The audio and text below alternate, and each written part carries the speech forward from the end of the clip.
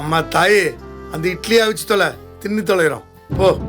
சரி சரி, உங்களுக்கு இட்லி தான் பிடிக்கும்னா அதையே அவிச்சு கொடுக்குறேன். அதுக்கு எதுக்கு கோவப்படுறீங்க? நான் கேட்டு சொல்றேன். நான் கேட்டு சொல்றேன். சரி.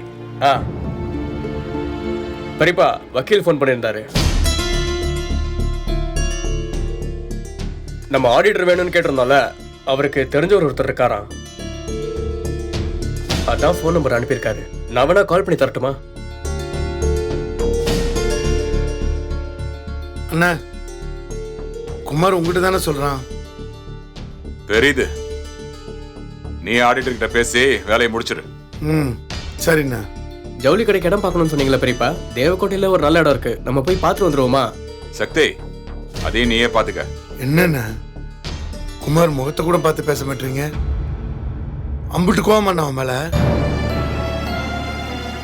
பெரியப்பா, அண்ணா, என் பையனை ரொம்ப அவமானப்படுத்துறீங்க நீங்க. வீட்டுக்கு வந்த விருந்தாளிங்களுக்கு முன்னாடி உன் பையன் நம்மள அவமானப்படுத்தினானே, அதை விடவா நான் அவமானப்படுத்திட்டேன்? அண்ணா, அன்னைக்கு நடந்ததை கொஞ்சம் யோசிச்சு பாருங்க அண்ணா.